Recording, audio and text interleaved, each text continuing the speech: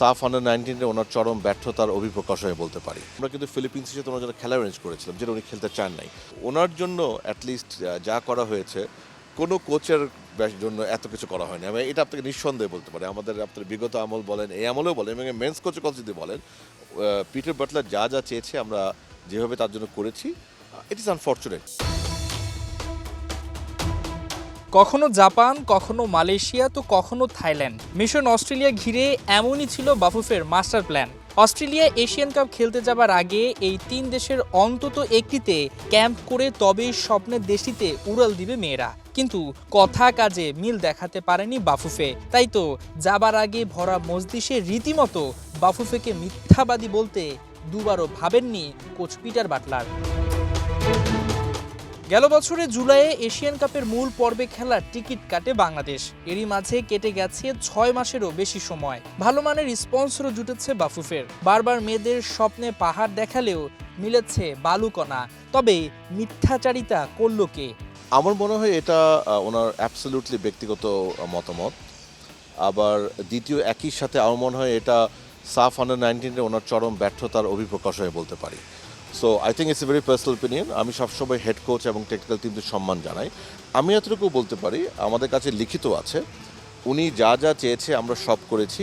আমরা একটা জিনিস করতে পারি নাই, সেটা হচ্ছে এই লাস্ট লেগে ফেব্রুয়ারি মাসে উনি 2 সপ্তাহ বোধহয়, আই থিঙ্ক 2 সপ্তাহের একটা বাইরের ক্যাম্প চেয়েছিল, এবং উনি বলেছিল যে আপনার ভালো ক্লাবের সাথে খেলার জন্য। তো আমরা কিন্তু সেটা অ্যারেঞ্জ করেছি, এবং দেখেন আমরা গতকাল চলে গেছে, মানে আজকে, অর্থাৎ ওরা কিন্তু 10 দিন পাচ্ছে পুরা অস্ট্রেলিয়াতে। সো বিদেশে উনি ক্যাম্প করতে চেয়েছিল, আমরা কিন্তু অস্ট্রেলিয়াতে ওনাকে 10 দিন আগে পাঠিয়েছি। বাফুফের বার্তা পরিষ্কার, পিটার বাটলারের কথা মতোই হয়েছে সব পরিকল্পনা। এমনকি বিশ্বকাপ খেলা দলকে রাজি করিয়েও শেষমেশ বাতিল করতে হয়েছে বাটলারের চাওয়াতে। যেটা অত্যন্ত দুঃখজনক যে আমরা কিন্তু ফিলিপিন্সের সাথে ওনার জন্য খেলা অ্যারেঞ্জ করেছিলাম, যেটা উনি খেলতে চান নাই।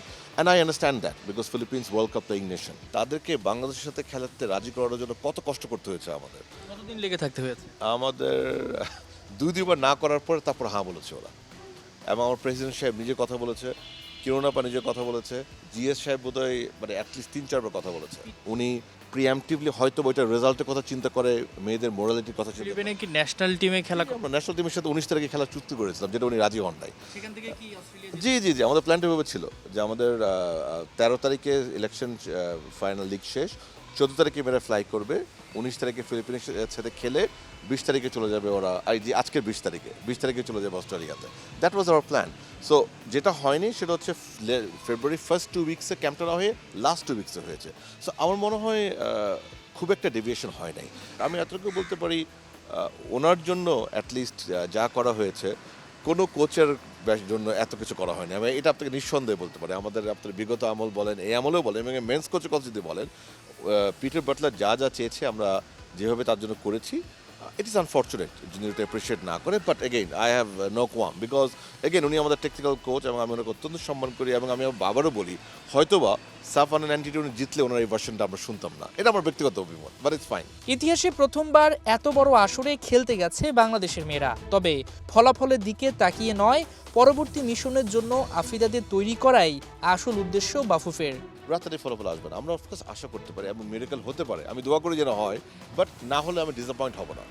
বাট আমাকে কাজ করতে হবে, আমাকে এই ইউথ টিমকে নিয়ে ভালোভাবে কাজ করতে হবে, যেন আমরা সেই স্বপ্নটা বাস্তবায়ন করতে পারি। এবং সবচেয়ে বড় কথা যেটা আমি বিশ্বাস করি, যে আপনি যদি অন্য যে কোনো দলের অ্যাভারেজ বয়স দেখেন, দ্যাট ইজ 25, সেখানে আমাদের অ্যাভারেজ বয়স কিন্তু 20। সো অর্থাৎ কি আমরা কিন্তু 5 বছর এগিয়ে আছি।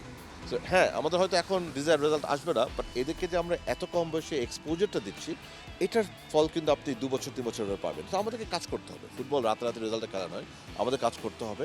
আমি বলবো না যে আমরা পারফেক্ট, আর আমার যদি কোনো গাফিলতি হয়ে থাকে সেটাকেও আমরা আইডেন্টিফাই করব, সেটাকে চেষ্টা করব ভালো করার জন্য। বাট আমি এতটুকু বলতে পারি, ফেডারেশনের পক্ষ থেকে কোনো রকম গাফিলতি হয়নি, এটা আমি বলতে পারি, এবং কনফিডেন্স নিয়ে বলতে পারি। হাসান সজীব, 71।